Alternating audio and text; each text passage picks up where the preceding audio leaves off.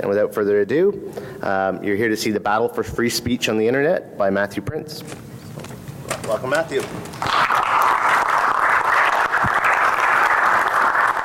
Thanks, Brian. Brian and I were chatting before, and I confessed to him that I've been dreading giving this talk for I don't know, the last 4 months or however long we've known that I was going to give it. And he said, why is that? And I said, well, at the end of the day, no good comes of this.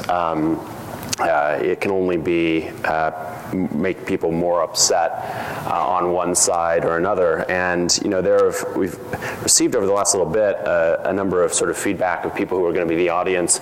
One of the more hyperbolic said that he was going to bring his pitchfork with him. So I'm sort of scanning the audience looking for pitchforks, and so far I don't see it, which is good. I wanted to tell you a little bit about how we think of the role of free speech on the internet, what the challenges of free speech are on the internet, and what the right role for infrastructure providers like Cloudflare is as we're thinking about the content that traverses our network. And so, when we first started coming to Black Hat a few years ago, people didn't know what Cloudflare was. I think most people do, but in case you don't, we launched in 2010. September will be our 5th birthday. Our mission is to help build a better internet. And so if I encounter you at a cocktail party and I think you're interesting, that's what I would tell you we do as a company. If I don't think that you're as interesting and I want to sort of end the conversation quickly, I say that we make the internet faster and we protect websites from bad guys. We have over 2 million customers, actually closer to 3 million. Between 5 and 10% of all web requests globally flow through our network, which means that there are a lot of things that flow through our network, some of which are things that you guys all know and love, some of which are things that again, would make you blush or worse. So at a high level, what we do, and this is the grandmother-friendly, not the Black Hat-friendly diagram, is we put ourselves in the traffic stream between content. We're not actually the host of that content, but we're something like, one of the people on our team describes us as kind of a network with benefits, where we can make your content faster, protect it from things like denial of service attacks, add a virtual WAF that's in the system, and we do that all as a service through a global network around the world. Inherent then to our business is that we have to be trustworthy. We have to be something which people trust, because if we weren't, there are any number of evil things that we could potentially do. We could modify the content as it actually flows through our network. We could spy on people. We could sell the data that comes off of that network, all of which would be particularly untrustworthy things to do, and would be very quick ends to our business. And so we don't do those things. But inherent to our business from the beginning, what we knew when we launched was, if you are going to trust that all of the traffic to your infrastructure is going to pass through our network, that we have to be trustworthy beyond reproach, which is sometimes really kind of difficult, and it's a strange place to start a talk like this, talking about trustworthiness and talk about our friends from Lulzsec, who were an early Cloudflare customer. It was quite surprising, actually, when they signed up. We had no idea at the time what Lulzsec was or who they were until customers started writing into us. Other customers started writing into us saying, how can you possibly let this hacker group be on your network? And there was a period of about 23 days where Lulzsec actually used our network, published a bunch of things that were quite troubling to us. The information about police officers, data that they had stolen from Sony, and again, all of this sat behind our network while we weren't the actual host of that content. It was flowing over the pipes that we basically controlled.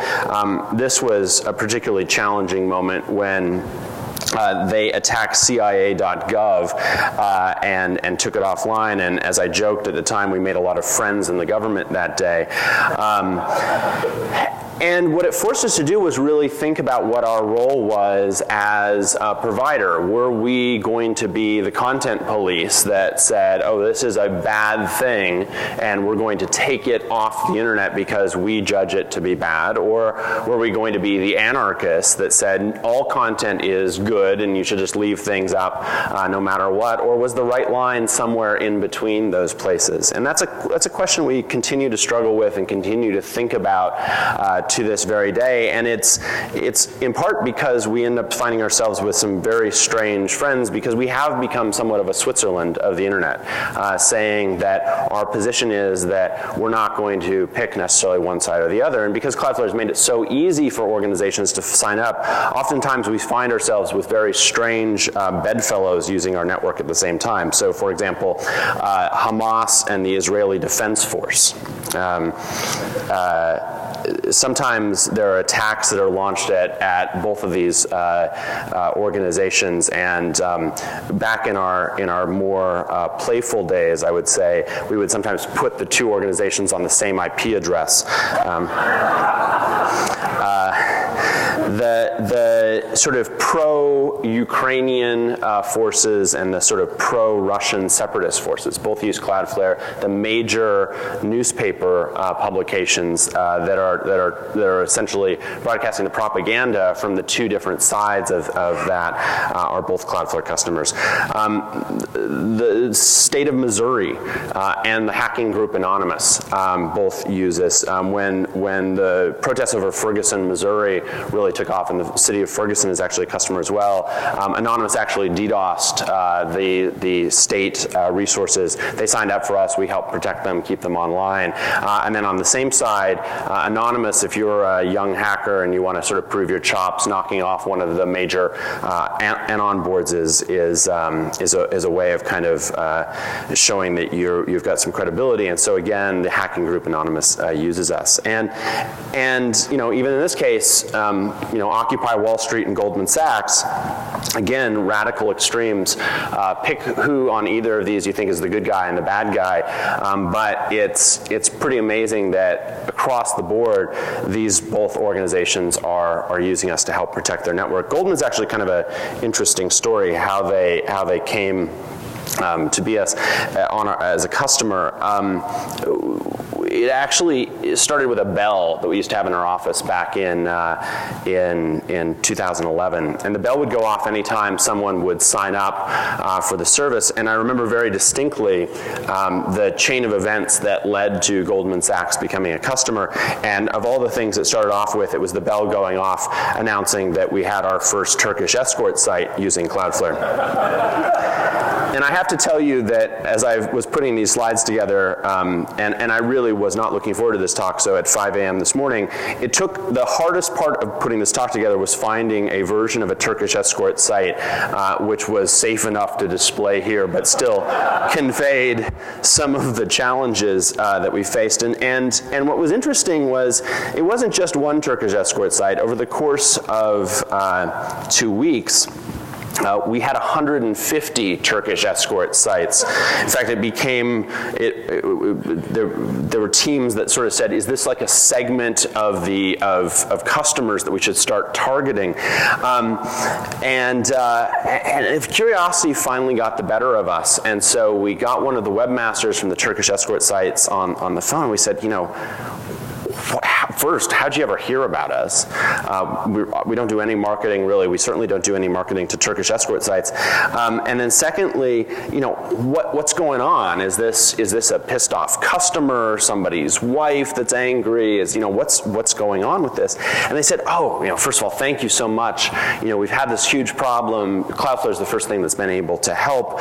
We heard about you because one of our friends moonlights as a webmaster for the Turkish escort industry, reads TechCrunch, and read about you guys, and so we signed up. And then in terms of the problem, Turkey is a really fascinating country. And as you go further west in the country, it's very European. They don't really love what we do, but they tolerate it.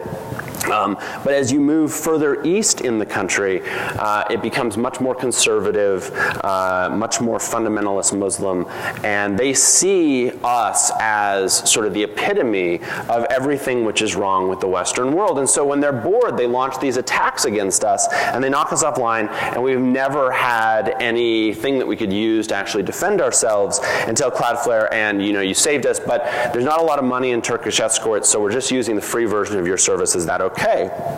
And we said, sure. And we watched, actually, over the course of the next year, as the attacks against the Turkish escorts got better and better and more sophisticated and more interesting. And our system is designed so it continuously learns from all of these attacks. And almost to the day, a year later, we had another organization sign up. I have to confess that when the Dutch gentleman called from Baku, Azerbaijan, saying that the contest was under attack and we needed to help them get it back online, that I had no idea what Eurovision is. Anyone in the audience who's from Europe knows that it is an unescapable force. It's sort of like, for the Americans in the audience, it's kind of like American Idol, but with nationalism, where each country gets to send their own representative to participate in this song contest, and then there's this complicated voting scheme, a lot of which goes on online, where people can vote for it. And again, when the gentleman from Baku, Azerbaijan was explaining this to me over the phone, I just said, yeah, just sign up. What I didn't know is that Eurovision is the second, it's the largest non-sporting event by viewership. It's only trumped by the Olympics and the World Cup when they're online. It gets twice the viewership of the Super Bowl. And what had happened was that they were down to the finals of this. There were 6 finalists in the contest. And there was a group that was upset that one of the final contestants, one of the final 6, was gay. And so they launched an attack to, as they issued a press release saying, wipe Eurovision off the internet.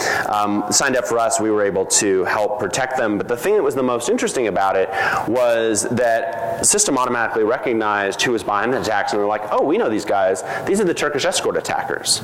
And it was the exact same groups with the exact same strategies. And if you look at Baku, Azerbaijan, it's sort of nestled right in there with eastern Turkey. What happened then 6 months later in the fall of 2012 is when our friends at Goldman reached out. There was a series of attacks targeting the U.S. financial industry that were launched one after another, knocking them offline.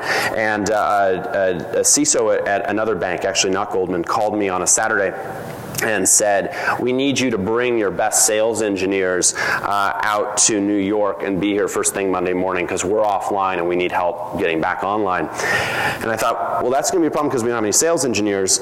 We do now, but we didn't back then. And so we bought a suit for this guy, Shri Rao, who usually shows up to work in camo shorts.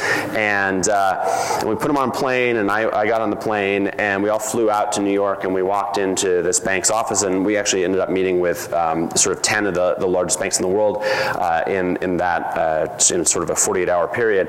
And the very first thing they did was they slid across the table. Here's a version of the logs, and Shri looks at it and goes, oh, these are the Turkish escort attackers.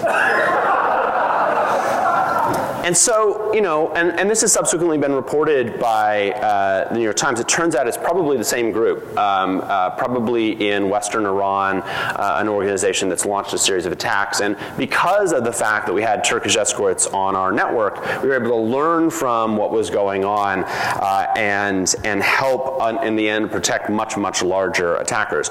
Because we see the attacks that are launched at the Israeli Defense Force, we actually are better able to protect Hamas. Because we see the attacks that are launched at Goldman Sachs, we're actually better able to protect, Occupy Wall Street. And so the very nature of what we're doing learns from every piece of data which is coming through us. And as a result, we sort of think that if something's on our network, that's providing value to the network itself and actually making it stronger as a result of it. And that definitely helps shape our perspective on how we're thinking about when content is allowed to be on us versus not allowed to be on us. Most of the troublesome content that that uses it. There's a lot of speculation that troublesome content that uses us we make money off of. That is quite the opposite of the case. In fact, I would be carried around on the shoulders of my ops team if we stopped having some things like Chinese gambling sites, DDoS for hire sites. And in fact, speaking of DDoS for hire sites, this gentleman, Brian Krebs. Brian and I go way back. When he left the Washington Post, I actually tried to hire him to do PR for us, and he said, actually, I think I'm going to try this blog thing. And it's turned out pretty well with Krebs on security, and his sort of bone to pick with us always are DDoS for hire sites, or what are called booter sites.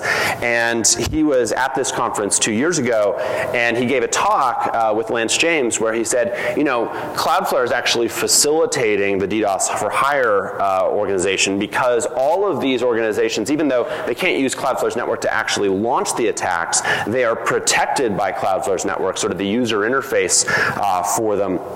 And as a result, if Cloudflare just stopped providing services to them, then they would all attack each other and essentially wipe each other out off the internet, which has led to a series of interesting debates. We've actually reached the point where we're discussing Nash equilibriums and whether what would result in this was actually large cartels or not. And I think that's something to be debated. But the real key of this is, and this is what hurts us, and we recognize this, is that it feels like we're being hypocrites, that we're protecting the bad guys. The same thing that happened when we had LulzSec on our network, and the good guys were calling us saying, how can you be protecting the bad guys? And the argument is, and again, when Brian was here, I somewhat rudely, during the Q&A session, took the stage and answered questions using his microphone. So if Brian is here today, he's welcome to do the same again to me.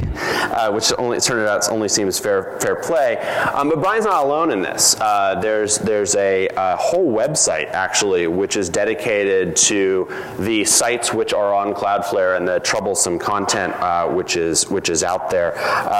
The gentleman which is behind this site, and it's kind of a strange site because it alleges two things simultaneously. One, that we are a honeypot for the CIA, while at the same time that we're anarchists, not responsible to any law enforcement organizations, which I find challenging to keep those two things consistent. The gentleman who's behind this previously had two other websites that he started. One was Google Watch and the other was Wikipedia Watch. And if you think about it, I mean, all three of us are somewhat creepy organizations.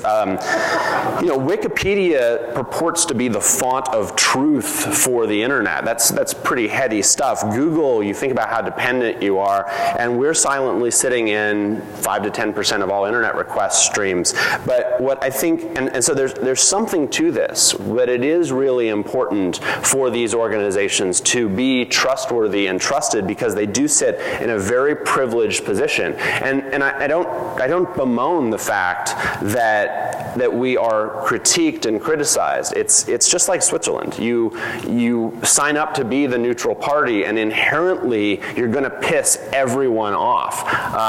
And the hard thing, though, is I don't know a better way to do it. And we have this debate all the time because while there's an easy thing to say, you should kick all the bad sites off your network, it's hard to say what exactly is bad. And I think that actually sets kind of a dangerous precedent. What's happening on a macro level is that the internet used to be extremely decentralized. Anyone could spin up a website anywhere, buy some, an HP server, stick it in a data center, connect to one of many ISPs that were out there, put hardware in front of it to protect it from companies like Cisco and otherwise, and that was how you spun up your systems. What's happening now is that there's a massive consolidation across the industry, and so it's sort of anachronistic to think that you would buy a Dell server anymore if you were starting a project project, you just spin up something on EC2 or DigitalOcean or Microsoft Azure. And while there will be some competition in that space, it's not going to be anything close to the thousands of people from whom you used to be able to buy a server. And it's a different relationship. Once Dell sells you a server, it's your server, and you get to do with it whatever you want. And Dell doesn't have any real ability to go in and snatch anything that they think, if Michael Dell says, gosh, I just really don't like, WikiLeaks.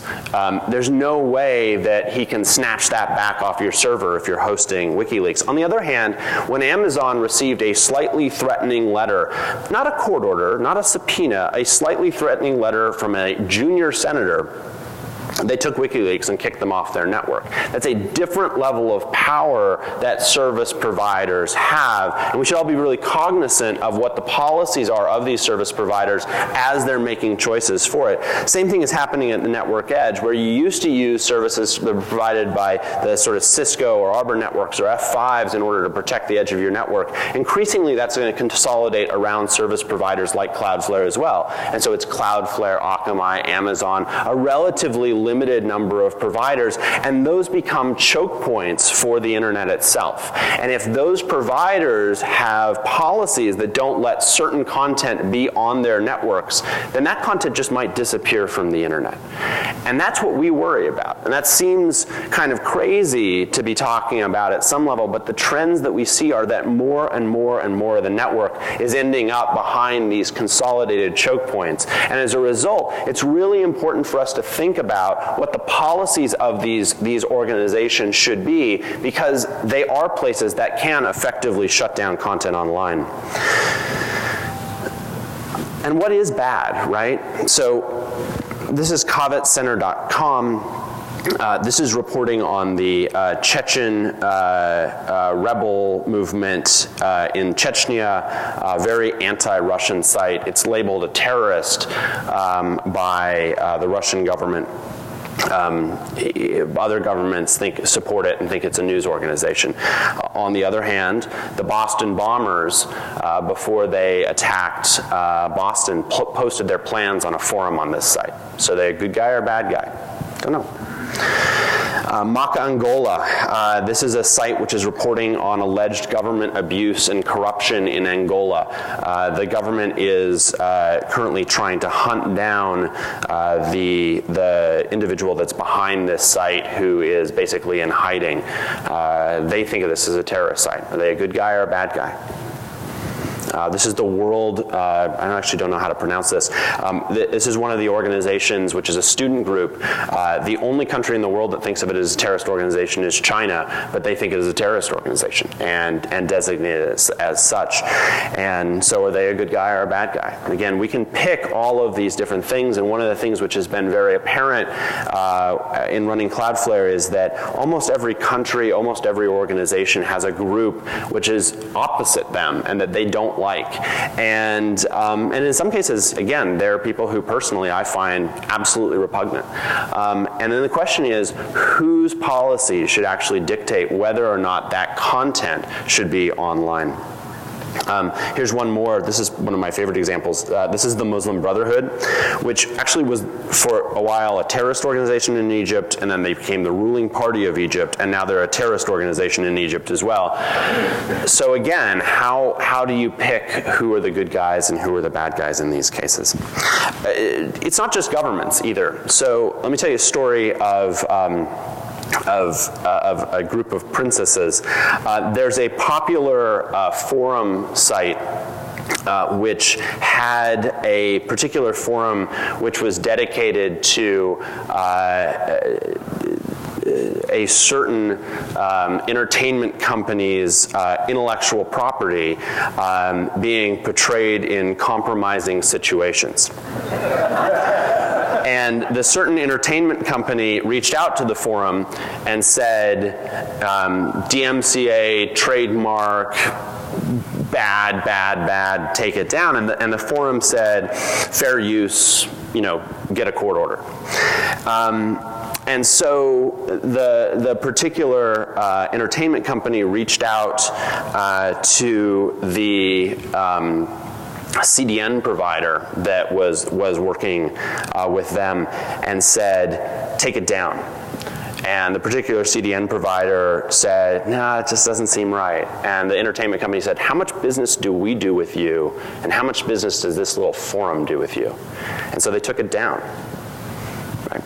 Again, that's the power of being in the stream and the infrastructure. And is that the right way to do it? Again, no court order, no due process, just took it down from a business concern. Another one, and again, this was interesting. There is a certain genre of fantasy fiction that I can't say I understand. And it turns out that it offends someone at a very large both infrastructure company and sort of books and other things organization. And one day, just arbitrarily, they said, you can no longer sell any content on our network which portrays people fantasizing about having sex with dinosaurs. And I think what's sort of strange is I can kind of understand when we get criticized because there are maybe sites on us that portray people fantasizing about having sex with animals or people fantasizing about having sex with children. That really irks me, but I'm not sure who we're worried about in this situation. It's not like the dinosaurs are, and again, I think that there's much more risk to the non-dinosaur participant in this. But really, what I think is strange is why this particular fetish is it that is banned from being sold on this particular network. And if the next great novel turns out to have this as a plot point, will we as a society have lost out because Taken by T-Rex doesn't make the New York Times bestseller list. And that, again, is the challenge of the world we're moving into. As we're moving into a world where more and more of the content is actually sitting behind fewer and fewer organizations, those organizations can exercise very substantial and sometimes really arbitrary rules on how they are going to remove that content. You think about your e-reader, and it's pretty amazing that you can buy a book, and then the company behind that e-reader can actually go and snatch that content back to you.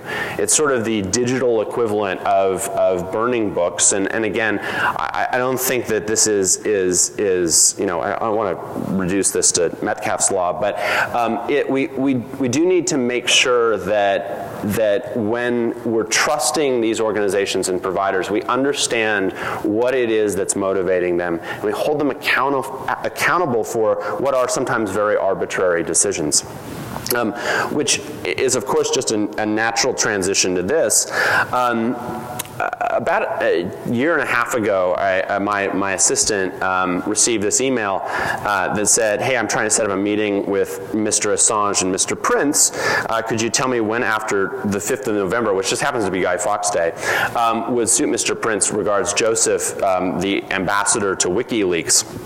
And that was sort of an interesting email, and I thought, and I'm pretty good at clearing my inbox out, but it's one that I kept in my inbox for quite some time, and I wasn't going to be in London anytime soon, and I figured that Julian probably couldn't meet me in San Francisco, and so I just hung on to it, and I would show it to people at parties and impress them. And at some point I was in London, and I'd had a pint or two at a pub, and I thought, what the hell? And so I wrote back to Joseph almost a year after he had sent the message originally, and I said, hey, I'm in London for the next 5 days. If Mr. Assange has any availability, I'd be happy to meet with him. Assume that it will be at the Ecuadorian embassy. And Joseph wrote back within 30 minutes and said, be there 4:30, bring ID. And so I went to the Ecuadorian embassy on a Friday afternoon, and if you know London, the Ecuadorian embassy is actually in Knightsbridge. It's in a really nice area of London. It's about a block from Harrods. And I walked in to the Ecuadorian embassy past sort of the many phalanx of MPs that surround it. And the first thing that I noticed is that the Ecuadorian embassy is kept at, I believe, the same temperature that they probably keep embassies in Ecuador. So if you thought that it was all just comfortable living there for the last while Mr. Assange has been there, it probably hasn't been. And I was escorted into a small room, and then the next thing you know, in walked Julian Assange. Which was one of the more surreal moments of starting Cloudflare, and he looks just this intense in person. And he sat down and he said, well, there's sort of three things that I wanted to discuss with you. He said the first is we used to use Cloudflare, and about a year ago when we first sent the email requesting a meeting, we decided to eliminate all US infrastructure providers from our stream, and we were initially going to send out a press release saying we've done this and shame on the US, but we decided not to because it seems like you guys are doing the right thing, and we didn't want to throw you under the bus. And that actually might be the nicest thing anyone has ever done for me in my life, because that would have been a really bad day. The second thing was, he said, as you might imagine, we use a lot of anonymizing proxies as we surf the internet, given sort of our situation. And I've really been tracking the rise of Cloudflare over time because you guys put the most annoying CAPTCHAs in front of a ton of the web when you're using the Tor network, and so I have a product request, could you actually make that better? And I said, sure, I'll take that back to our product team, and we've actually taken quite a few steps to try and make that better. But the third thing was the thing that really stuck with me, and it was so absurd at the time, but I think that it's a great way to think about what's happening to a lot of these infrastructure companies online. The third thing was, he said, have you ever thought about Cloudflare philosophically? And I said, huh? And he said, well, you know how nation states get started? And I said, Mr. Assange, you have really lost me. And he said, well, before there were nation states, individuals were on their own, and the weak would get attacked by the strong, and the strong would beat them up or rob from them or kill them or worse. And eventually the weak get sick of it, and they say, we're going to band together and we'll provide a collective defense together, and we'll have people sort of initially take watch, and then that'll turn into an army someday, and we'll build castles, and that eventually turns into language and turns into religion and turns into culture. It turns into a welfare state to protect the weakest among it, system of taxation in order to fund the upkeep of the system, taxing those people that are more wealthy. And I was like, okay, don't understand what this has to do with us. And he said, well, we've always thought about that from a physical perspective, but increasingly, I'm starting to think about that from a digital perspective. And to that end, I think of Cloudflare as the first nation state of the internet. At which point I burst out laughing because that's absurd, except for that it's still stuck with me. And it still makes me think that as in the privileged position where we are, where we have taken a whole bunch of weak organizations, huddled them together, provided a collective defense, starting with Turkish escorts and ending with Goldman Sachs and others, that we have a responsibility as that infrastructure provider to think about what our policies are and be very transparent and very clear about those policies, and more than anything, be extremely consistent and not arbitrary when we think about those policies.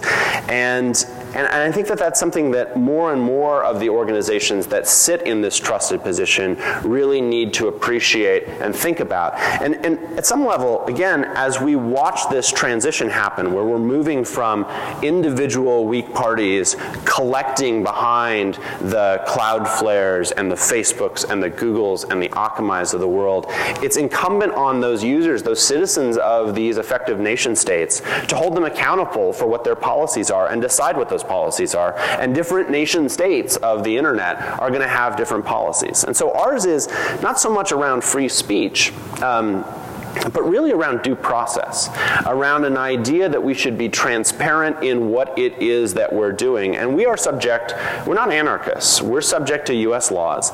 And our response when we get a questionable site on our network is to reach out to those law enforcement organizations and say, hey, what do you think about this? And if they have a problem, say, then you need to get a warrant, right? You need to get something that shows that we've gone through a democratically sanctioned process in order to decide whether this content is good or bad content. Because there are people whose pay grades are a lot higher than mine that you've all entrusted with determining what is good and what is bad, what is right and what is wrong. And we're going to lean very heavily on that and those institutions. And we're a US-based company, and so we're going to be subject to US-based law. And we're not hiding, and we're not, if you're using us as a means to hide from law enforcement, it's not a very good strategy. But at the same time, that means that if there's an organization on our site that someone doesn't like, I don't care how much customers call us and complain about it. I don't care if it's a certain set of princesses in compromising situations. Until a legitimate court organization actually says you have an obligation to take this site down, then that's what we're going to follow. And that's the consistent policy that we have. And I think that's the only rational policy that's there, because otherwise you end up doing things like banning people fantasizing about having sex with dinosaurs. And again, that's just weird. Now, we try to be consistent with this on the other side of the coin as well. And I'll give you an example of that. One of the things, I think I just lost the mic.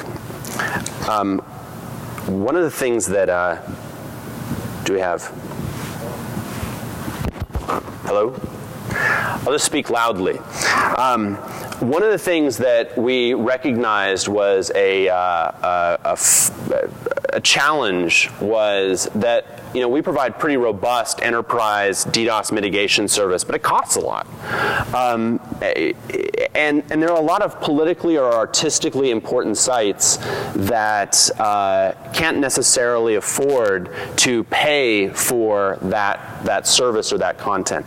And so we said we should do something to help protect these organizations that are doing the right thing, are working in the interest of either our societal interest or our artistic interests, and we should protect them even if they don't have the ability to pay. And so we launched something last year, about a year ago, called Project Galileo. And the idea of Project Galileo was really simple. It was that if you are a politically or artistically important site and you come under attack, we'll protect you, and we'll throw our entire resources behind keeping you, behind keeping you online.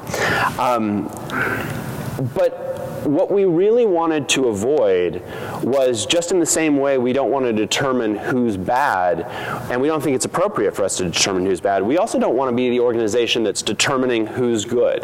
It's not the right place for the infrastructure provider for us to say, oh yeah, that's artistically important, but that isn't artistically important. And so the solution that we came up with I thought was actually pretty clever, which is we reached out to a number of civil society and NGO partners, companies or organizations that you've all sort of entrusted, and we tried to span the political spectrum here and said, before we accept someone into Project Galileo, you have to vouch for them. And if any one of these organizations vouches for a particular organization that is under attack, then we'll take their word for it, even if we personally, philosophically disagree with what is on that site. And we've tried to live up to that, and I think the best test of this actually was almost the very first test of it, which was we got a call from our friends over at the EFF, and they said, oh my gosh, we have the perfect Galileo customer or user for you. It follows the very principle that bullies shouldn't be able to censor the internet. We'd heard about it originally from the folks at Occupy Toronto that said Occupy Central needed some protection, and the site in question is popvote.hk. And I remember our policy team came to me and said, hey, we got our first Galileo request, it's popvote.hk, and I was like, is this another Eurovision thing? Is it like a popularity contest? I was imagining it was like a singing contest. Had no idea, right? We're not the most politically astute individuals. In fact, what this was the democracy movement in Hong Kong. And they were planning on having an election, essentially a referendum, to ask whether or not essentially democratic rights should be extended in Hong Kong. And this was something that the Hong Kong government and the Chinese government were not particularly fans of happening. And so, these were the organizations that came to us and said, you should definitely do it. And we said, sure, if you say this is an organization worth protecting, we're not saying it's good or bad, we're gonna do that. Originally, PopVote had been using Amazon Web Services, but the attack had gotten so large that it was actually causing Amazon Web Services to kick them off, and their Amazon bill was getting out of control. So our first hack was actually convincing Amazon to get them back online. So the back-end infrastructure was hosted on Amazon, and Amazon did a great job of keeping that online. Ahead of the scheduled vote, we saw a very, very large denial of service attacks that were hitting them, largely DNS and NTP reflection attacks, peaking at about 150 gigabits per second. Pretty standard stuff, stuff that today we see probably on a monthly basis at least. But it was large enough that we were like, wow, they really pissed someone off. We had no idea what was in store for us. Originally, it was going to be us and Google actually helping protect PopVote, and the EFF folks had brought in an organization called Project Shield, which is a project under Google's purview that is similar to Cloudflare. It does DDoS protection, and it's very similar to Project Galileo, where it does it for nonprofit organizations. Unfortunately, the Google team was a little more politically savvy than we are and knew just how big this attack was going to be, and at the last minute said, we're not actually prepared to do this, so you're on your own. That's the point at which we sort of got scared. To make matters worse, the PopVote people decided that, because there might be some sort of outage, that they would extend the vote from 3 days to 10 days. That was the point at which my ops team almost killed me. Thursday night, the 19th of June in San Francisco, the 20th of June in Hong Kong, we actually brought cots in for our team to sleep in the office because some people had made us aware that this might be a fairly large attack. We ordered Chinese food because we thought it was ironic. And we waited for the attack. And about an hour before the voting was supposed to start, the attack started. There's about 100 gigs of DNS reflection, an additional 300 gigs of NTP reflection, a large layer 4 attack with SYN floods over 100 million packets per second. The really nasty part, though, were some of the layer 7 attacks. There's sort of a boring HTTP flood. There was a really interesting HTTPS attack where they actually picked cipher suites that were particularly computationally intensive for us to resolve and sent a whole bunch of requests to that. And that was the point where we're like, wow, there's some smart people on the other side of this. It was really easy to defeat, though. We just turned the cipher suite off. The really scary one, though, was the DNS floods, where we were getting over 250 million valid DNS queries per second from spoofed IP addresses that were being requests for popvote.com. And that was challenging for a couple of reasons. One was there's no way to really filter out, you can't tell whether it's a valid request or an invalid request, and so you can't separate those out. The other thing that was particularly pernicious was a lot of the upstream DNS resolvers saw this as an attack against their infrastructure, so they shut them down upstream from us. So even if we had the capability to be able to respond to the attacks at this volume, the upstream providers would keep them offline. And there's still upstream providers in certain regions. I was just in the UK, and you still to this day can't resolve popvote.hk on Virgin's network because they just shut down the ability for it to respond as well. To give you some sense, there was 128 gigs of just DNS requests coming into our network, all of which were valid. It was great to work with the teams at OpenDNS, who's here and again has a really smart team that we work closely with, and then also at Google DNS, and we were able to sideload into them what the updated requests were, make sure that they would continue to resolve that. And the PopVote team on the ground in Hong Kong worked with these teams to be able to do this. So just to give you some sense, this is sort of a graph of what the attack looked like. Before we stepped in, it was sort of like everything hitting Hong Kong, and then it all basically went away from Hong Kong and it all hit us because we're based in the US. What people didn't know at the time was, well, first of all, would we be able to stay online? And we're pretty proud of the fact that we were able to keep this free customer online for 10 days. There was voting 24/7 throughout it. Over 1 million people voted in the referendum, and that's culminated in the protests that continue to go on in Hong Kong to this day. What, again, wasn't clear from the outside world was at the same time that we were defending this, we were also working with China to build data centers across mainland China. And that was really complicated. And there was a point in time at which the partnerships that we had struck to put this online and build those facilities online, which are now online, that partnership was really at risk because of that, and that was a real threat not only to us but to our business. And what was pretty compelling and surprising was the thing that finally won the day was we convinced, rightfully so, the organizations that were upset with us, and they were pretty upset.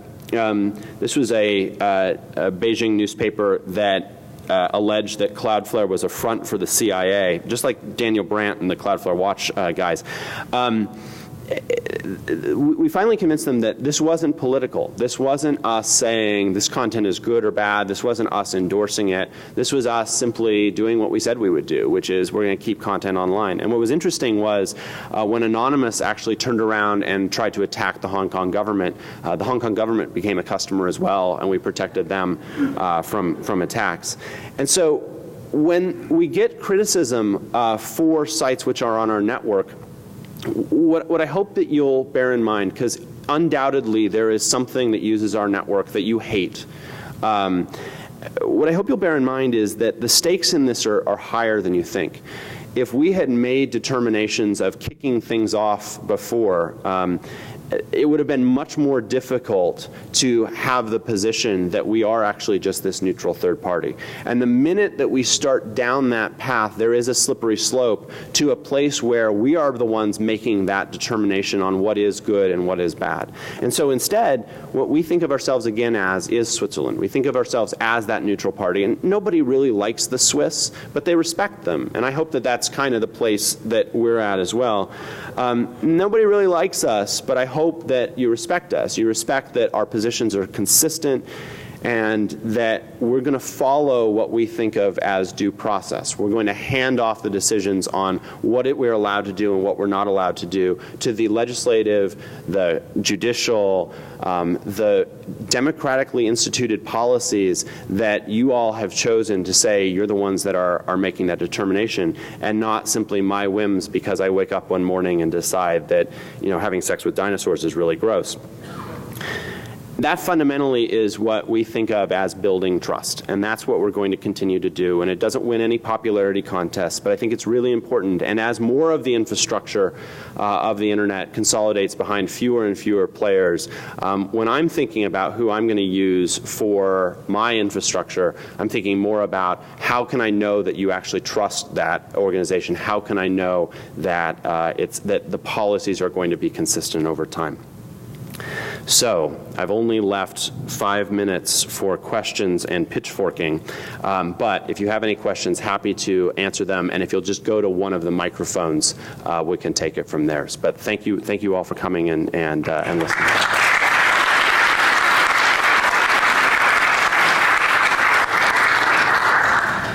I think there's a question here. So, what I'm curious about is how you deal with requests that we're following a country's due process, where it's a country that we don't have a lot of respect for their legal system, or it's based on morals that don't align with Western morals. So, there are two different challenges there. So one challenge is we run an infrastructure that has presence in a lot of locations around the world. And in those locations locally, so for example, there is certain content that we cannot announce from inside China. And that's the rule, and we will follow that rule for our infrastructure that is located inside of China. And we do that in other regions where there are particular regulations. But that doesn't mean that that one country should have the ability, in fact, it's impossible for any one country to then dictate what is or is not on the internet as a whole. And so when we do get process from any country that is outside the United States, there actually is a process in the United States where that court's order can be affirmed by the courts inside the United States. And if it goes through that process, then we'll follow what the U.S. court says. But basically, if we've recently had a Brazilian court send an order to us, there's a very established procedure about how that Brazilian court communicates that to a U.S. court. It was around an intellectual property dispute that got relayed to us, and we complied with the order because it then ultimately came from a U.S. court. These processes are in place. We're not having to reinvent the wheel. We're just going to follow what that process is from what our home country is, and then in the regions that we operate in around the world, we'll make regional policy decisions about what content can actually live in that region itself. I have a question. Yeah. So during the keynote and during your speech, you mentioned that centralization is becoming a bigger problem. So I was wondering if you've given any thought to the innovations occurring with blockchain technologies and the decentralization of these services, and if so, what are your thoughts on that? So I'm kind of two minds on this. On one hand, if I put on my sort of CEO of Cloudflare hat, the centralization of the internet's great. Because you're ultimately going to use Cloudflare or something like us, and we're basically one of the only organizations that's going to be able to protect you. If I take off my CEO of Cloudflare hat and I put on my just citizen of the internet hat, it scares the living shit out of me. Because it puts an enormous amount of power in a much smaller set of hands, and I just worry. I mean, I see internally, like the debates around China for us. It was a hard debate. It was a debate that we went up to our board and we said, are we willing to stand on our principles if it means we lose access to this what's going to be the largest internet market in the world? And the answer was, again, we're not. Our principle is simply that we're not picking who the good guys and the bad guys are, and we'll sort of take and we'll follow that. And yeah, if it means that, that's what we'll have to do. But it's tricky in terms of technologies.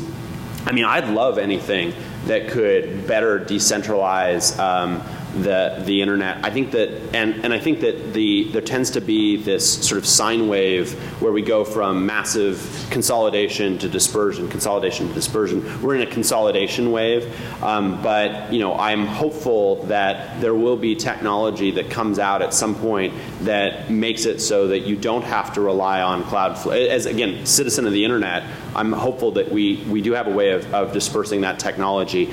The challenge, though, is it's really tough to stop without a giant network, a terabit per second DDoS attack. And so until we fix the problems that allow those types of attacks to happen, it's going to be challenging. And then network effects are really powerful, economies of scale are really powerful, and so that's what's going to force a lot of this consolidation. But I do think it's a risk. So. Question specifically about China and the quote-unquote poisons that the Chinese consider Falun Gong, Tibet, etc. Have you had a case where you have had content that has been from one of the, let's say, groups where they have asked you, hey, you cannot put this up on your facilities inside China, but yet you are hosting it or protecting it on your facilities outside of China? And does that present unique challenges for you where they say, hey, you got to comply with us inside China, which I'm assuming you do, right? But then you're like, no, but it's on another data center somewhere else, and we're going to keep having it. And then would they maybe potentially turn their own state-sponsored resources against that to try to take it down, where they're paying you as a customer? You see what I'm saying? Does that present interesting challenges for you? So I have 0 minutes left, and that is the structure that we had to enter into in order to have infrastructure that we can use in China is complicated. The short answer is Cloudflare has no operations in China. We partner with somebody that is in China, and we're able to then extend our network onto their network, but it is their determination on whether content is allowed to be on that network or not allowed to be on our network, and we have no influence over that. Because, again, we shouldn't be determining what is allowed and not allowed in China, because we're not the experts in that as well. And so we've handed that off to an organization that's there. What's important, though, is that what's allowed or not allowed in any region, whether it's China or the US or the UK, and frankly, we have a lot more problems with internet restrictions coming out of the UK right now than almost anywhere else on earth, more so than China. That is a determination that should be made in that local region. And again, it will never affect our network as a whole. It will only affect that region and the laws that apply within that region. Thank you very much.